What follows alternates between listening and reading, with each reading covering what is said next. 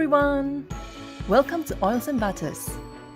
Today, I'll be showing you how I make my juicy berry oat milk soap, made with fresh oat milk and scented with sweet honey oats and juicy raspberry. I've weighed out all of my oils, including fragrance oils, into my metal bowl and poured in my lye solution. For this recipe, I took 50% of the required liquid that was needed to dissolve the lye and replaced it with oat milk. I will be adding the oat milk after I mix the lye with the oils. I did not add the lye into the oat milk directly, as the chemical reaction would result in high temperatures that could potentially scorch the milk, making it smell bad.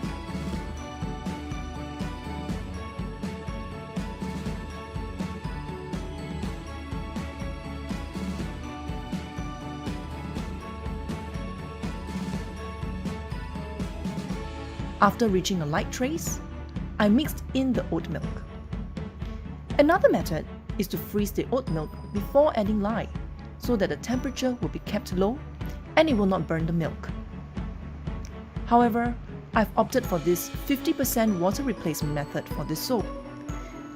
There is really no right or wrong in soap making because, after all, it's a chemistry experiment. So you just have to test out whichever method works best for you.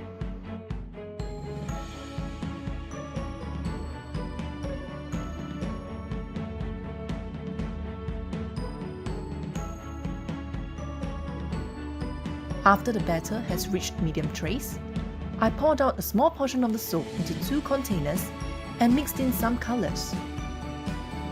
I used red oxide to create that juicy berry red, and a mixture of red oxides with blue mica to create that sour plum purple. For the base, I added in some white titanium dioxide just to give it a milky cream color. Soaps made with milk tend to turn a bit more yellow and sometimes brown over time. So I always like to add a little bit of white to keep it a light cream color. Milk soaps also tend to thicken up quite fast due to the natural sugar in them. So we have to work really fast.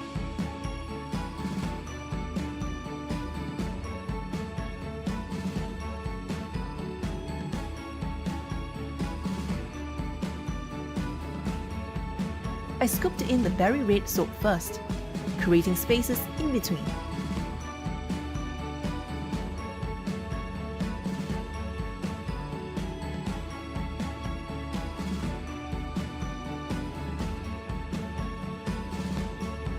Next, I added in the purple in between to create an alternating pattern.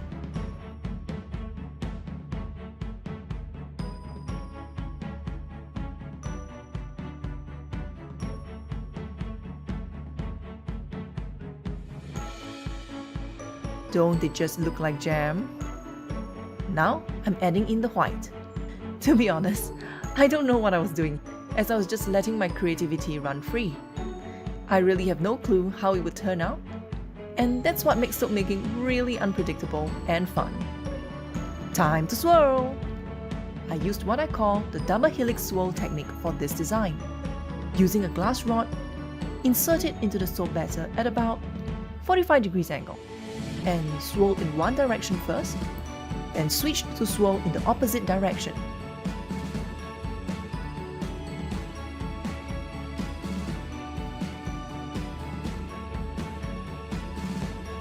Pour in the remaining white soap batter on the top, so that we cover the swirls that we created.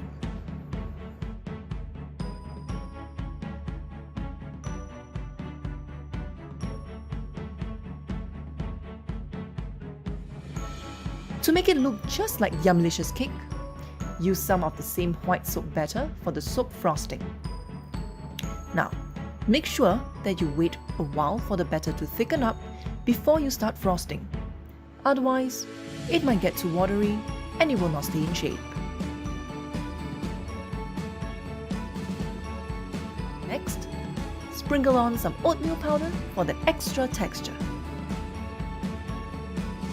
Time for the berries!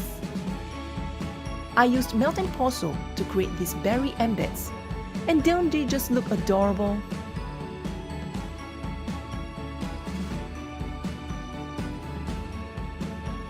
I just love how the red and blue contrast with the creamy white base. Looks so yummy.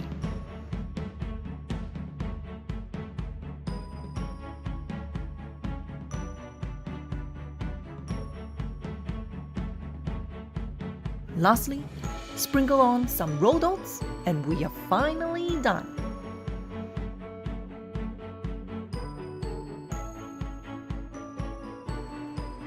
Just look at those textures. Reminds me of breakfast.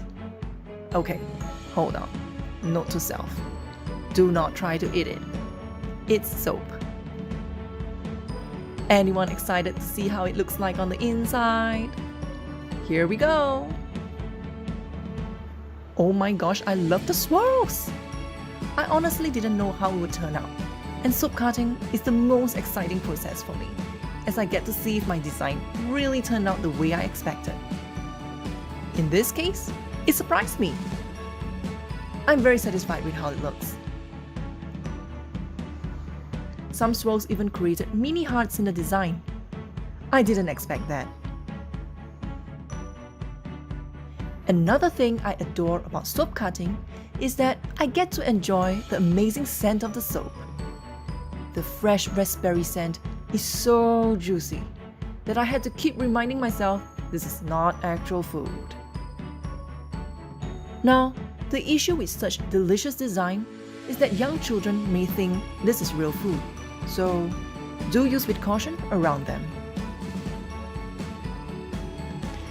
This soap was one of my most complicated creations, and I had a lot of fun making it. I hope you have learned something from this video.